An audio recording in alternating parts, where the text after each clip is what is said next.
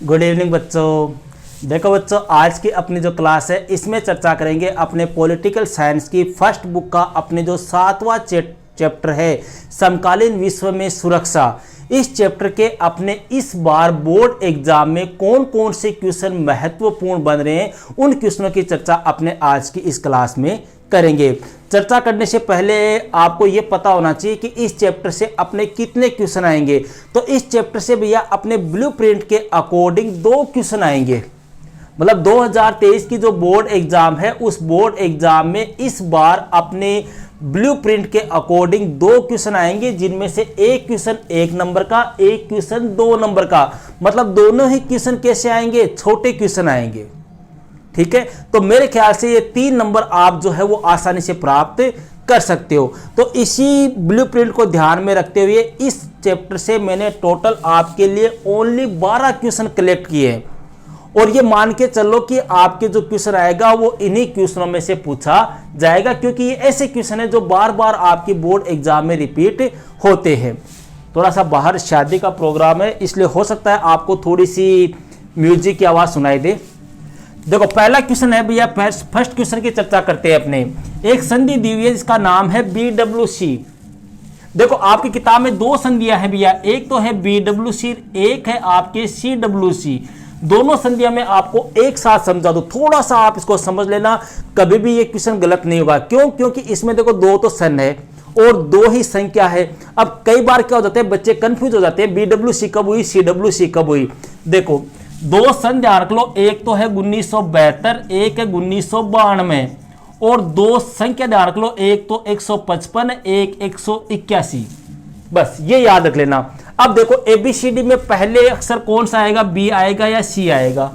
सबको पता है पहले क्या आता है, B आता है। तो B आता है तो B मतलब छोटा हो गया C से। तो इन दोनों में छोटी कौन सी है? इन दोनों में छोटी कौन सी हो गई? 1972। तो BWC कब हुई? 1972 में हुई। B के बाद में क्या आता है? C आता है। तो 72 के बाद में एक ही संख्या बची, कौन सी बच गई? 92 बच गई। तो ये कब हो गई? 92। मतलब जो छोटा है उसके साथ है पहली संख्या आएगी, जो बड़ा है उसके साथ में दूसरी आएगी। अब इसी प्रकार से क्वेश्चन आ जाता है कि BWC पर थोड़ा सा म्यूजिक, बाहर क्या थोड़ी सी शादी वगैरह का सीजन है, उसकी वजह से म्यूजिक आ रहा है आवाज। तो BWC कब हो गई भैया? 1972 में। CWC कब हो गई? 1992 में। कोई दिक्कत नहीं है यहां तक। अब यहां पे देखो पूछ लेते हैं क्वेश्चन कि BWC पर कितने देशों ने हस्ताक्षर किए, CWC पर कितने किए। तो यहां पर पहले कौन सा आता है? B। तो इधर भी पहले कौन सा आता है? 155 आता है। तो 155 आ जाएगा B में और 181 आ जाएगा C में। ये लो साहब, कभी गलती नहीं होंगी। बस आंकड़े आपको ये 4 ध्यान होने चाहिए।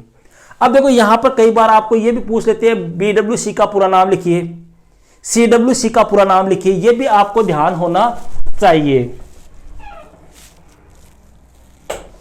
BWC का पूरा नाम क्या हो गया? B का मतलब बायोलॉजिकल, W का मतलब वेपन, C का मतलब कन्वेंशन, अर्थात बायोलॉजिकल वेपन्स कन्वेंशन, जैविक हथियार संधि।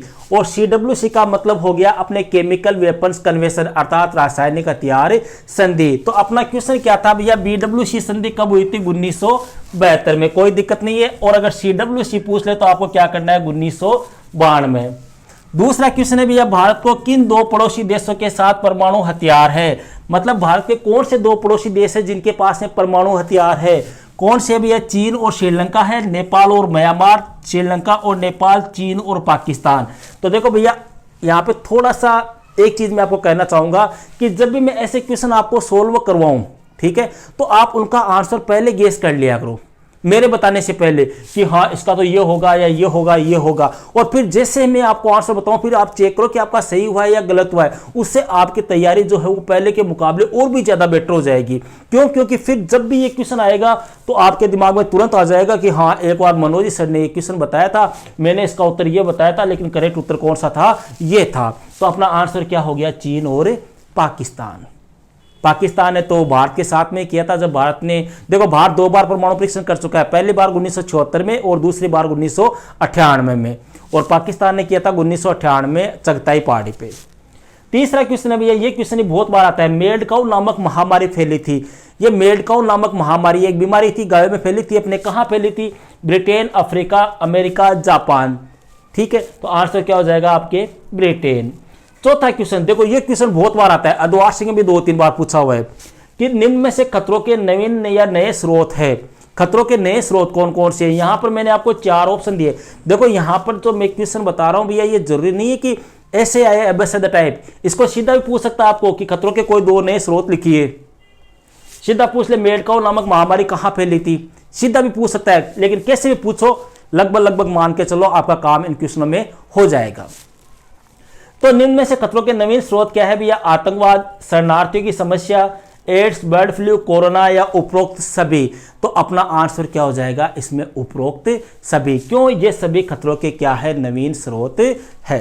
अब बात करते हैं भैया आगे, क्वेश्चन नंबर 5, सुरक्षा का बुनियादी अर्थ क्या है? देखो बुनियादी अर्थ पूछ रहा है आपको, ध्यान रखना, कई बार बच्चे कंफ्यूज हो जाते हैं बुनियादी या शाब्दिक अर्थ क्या होता है। जैसे शॉक थेरेपी का शाब्दिक अर्थ क्या है, ठीक है, तो इनमें कंफ्यूज मत हो। बुनियादी अर्थ पूछ ले तो सीधा सा सिंपल सा अर्थ है खतरों से आजादी, बस। सुरक्षा की डिटेल से परिभाषा नहीं लिखनी है आपको, बुनियादी अर्थ बताना है। अर्थ क्या है उसका? खतरे नहीं होने चाहिए आज आप बारे। आप जैसे मैं कह दूं कि साहब मेरे को सुरक्षा चाहिए, सुरक्षा का मतलब क्या हो गया? मेरे पास में कोई खतरा नहीं आना चाहिए, खतरों से मैं आजाद रहना चाहता हूं, वही क्या हो गया? बुनियादी अर्थ। छठवां है भैया, शक्ति संतुलन किसे कहते हैं? शक्ति संतुलन को बनाए रखने वाले कोई 2 साधन बताइए। देखो शक्ति संतुलन क्या होता है, सीधा सा ध्यान रख लो, किसी भी देश को इतना ताकतवर, शक्तिशाली या मजबूत नहीं बनने दिया जाना चाहिए कि वह अन्य देशों के लिए खतरा उत्पन्न कर दे। ठीक है, ये तो हो गई शक्ति संतुलन की परिभाषा। अब इसको बनाए रखने वाले कोई 2 साधन। अब देखो यहां पर 5 साधन मैंने लिखाए हैं, आपको पढ़ाया तब भी बताए थे, नोट्स भी लिखाए हैं, लेकिन आपको यहां पे 2 या 3 ही याद रखने हैं। क्यों? क्योंकि इस बार आपके जो क्वेश्चन आएगा वो 2 अंक का ही आएगा। तो अपने शक्ति संतुलन को कैसे बना सकते हैं, कैसे बनाए रख सकते हैं? मुआवजा या क्षतिपूर्ति के द्वारा, शस्त्रीकरण या निशस्त्रीकरण के द्वारा, गठबंधन के द्वारा या हस्तक्षेप के द्वारा, कैसे भी अपने कोई भी आप अपनी इच्छा के अनुसार 2 या 3 पॉइंट को आपको याद रखने हैं। पारंपरिक व अपारंपरिक सुरक्षा में प्रमुख अंतर बताइए। प्रमुख अंतर बताइए, कम से कम 2 अंतर आपको याद करने भैया। पारंपरिक सुरक्षा तो कौन सी हो गई? राष्ट्र की सुरक्षा, ठीक है, राष्ट्र की सुरक्षा मतलब बाहरी सुरक्षा, राष्ट्र को बाहरी खतरों से सुरक्षा, वो तो हो गई पारंपरिक। और बाहरी सुरक्षा के साथ साथ संपूर्ण मानवता की सुरक्षा, वो कौन सी हो गई? आंतरिक। पारंपरिक सुरक्षा में खतरे का स्रोत जो होता है वो दूसरा देश होता है, जबकि अपारंपरिक सुरक्षा होती है, उस अपारंपरिक सुरक्षा में सैन्य खतरे के साथ साथ में संपूर्ण मानवता की और वैश्विक सुरक्षा की ओर ध्यान दिया जाता है। इस प्रकार से आपको ध्यान रखना है। 8वां क्वेश्चन बहुत बार आता है, देखो एक बात, मानवाधिकारों को कितनी कोटियों में बांटा गया है? नाम लिखिए। अब सबको पता है मानवाधिकारों की कितनी कोटि है? 3 है। अब एक बार क्वेश्चन इसने क्या पूछा था कि मानवाधिकारों की पहली कोटि कौन सी है? अब की बार पूछ ले दूसरी कोटि कौन सी है, तीसरी कोटि कौन सी है। तो चाहे कैसे ही पूछो आप तो तीनों याद कर लो, क्रम से याद होनी चाहिए। पहली कोटि कौन सी है? राजनीतिक अधिकारों की कोटि, दूसरी है आर्थिक अधिकारों की कोटि, तीसरी है सामाजिक अधिकारों की कोटि। तो ये राजनीतिक मानवाधिकारों की 3 कोटियां हैं, राजनीतिक, आर्थिक, सामाजिक। ये आपको क्रम से याद होनी चाहिए, चाहे आपको पहली पूछे या दूसरी पूछे या तीसरी पूछे, कैसे पूछे आपका क्वेश्चन गलत नहीं होगा। 9वां है भैया, ग्लोबल वार्मिंग किसे कहते हैं? इसके लिए मुख्य रूप से कौन सी गैसें उत्तरदायी है? देखो ग्लोबल वार्मिंग, इसको भैया वैश्विक तापवृद्धि भी कहते हैं, ठीक है, मतलब विश्व के तापमान में क्या हो जाना? वृद्धि हो जाना, या विश्व का तापमान बढ़ जाना, वही क्या है? वैश्विक तापवृद्धि है। अब इसके लिए उत्तरदायी गैसें कौन कौन सी है? उत्तरदायी गैसों में देखो जैसे CFC है एक, तो जिसको क्लोरोफ्लोरोकार्बन, कार्बन डाइऑक्साइड है, ये ऐसी गैसें हैं जो ग्लोबल वार्मिंग के लिए उत्तरदायी मानी जाती है, वैश्विक तापवृद्धि को बढ़ाती है।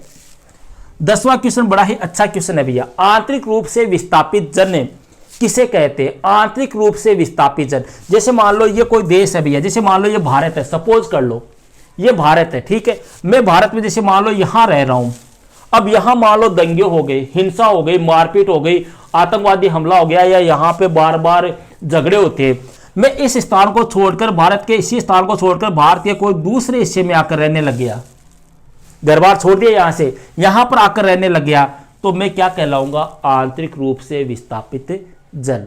अब बात आती है गुरुजी परिभाषा का लिखा, कैसे लिखेंगे?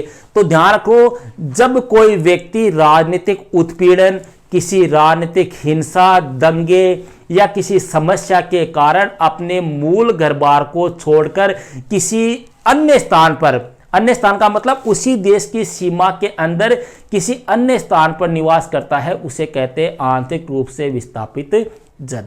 जैसे मैंने आपको पढ़ाया था 1990 में अपने कश्मीरी पंडित जो थे उनको कश्मीर छोड़ना पड़ा था, वो क्या थे? आंतरिक रूप से विस्थापित जन। अब कई बार देखो कंफ्यूज, एक बार शायद सीबीएसई बोर्ड में आया था कि आंतरिक रूप से विस्थापित जन और आप्रवासी में क्या अंतर है। आप्रवासी भैया अपनी इच्छा से जाते हैं, ध्यान रखना, और ये कैसे जा रहे हैं? मजबूरी में जा रहे हैं। मैं कमाने के लिए यहां से गुजरात जा रहा हूं, एमपी जा रहा हूं, यूपी जा रहा हूं, तो मैं आप्रवासी हूं। लेकिन यहां से अगर मैं मान लो डर के कारण भाग रहा हूं, दंगे हो गए भाग रहा हूं, हिंसा हो गई भाग रहा हूं, तो वो क्या हो गया? आंतरिक रूप से विस्थापित जन। 12वां है भैया भारत की सुरक्षा नीति के प्रमुख घटक बताइए। देखो मैंने यहां पे 2-3 लिखे हैं, 2-3 का मतलब कम से कम आपको 2 या 3 घटक तो जरूर से याद करने ही करने हैं। तो देखो 2-3 घटक कोई भी याद कर लो इच्छा के अनुसार, जैसे सैन्य क्षमता को मजबूत करना, गरीबी को समाप्त करना, असमानता को दूर करना, अंतर्राष्ट्रीय संधियां है, समझौते हैं, उनको एक प्रकार से बढ़ाना, ठीक है, जो समस्याएं आ रही है उन समस्याओं का निपटारा करना, सुरक्षा को बढ़ावा देना। कई आपको घटक मैंने 5-6 घटक बताए, आपकी इच्छा के अनुसार जो भी आपको बेटर लगे 2 या 3 घटक आपको याद करने हैं। लास्ट का क्वेश्चन है भैया, किन्हीं 2 शक्तियों के नाम लिखिए जो सैनिक शक्ति का आधार है। सैनिक शक्ति बढ़ाने के लिए क्या चाहिए साहब? सैनिक शक्ति बढ़ाने के लिए 2 ही चीजें चाहिए, एक तो पैसा और एक टेक्निक, अर्थात आर्थिक शक्ति और तकनीकी शक्ति। ठीक है, तो ये थे भैया अपने पॉलिटिकल साइंस का जो 7वां चैप्टर है समकालीन विश्व में सुरक्षा। इस चैप्टर के अपने बोर्ड परीक्षा की दृष्टि से महत्वपूर्ण क्वेश्चन। बाकी नेक्स्ट चैप्टर की चर्चा अपने नेक्स्ट वीडियो में करेंगे। Okay, that's all.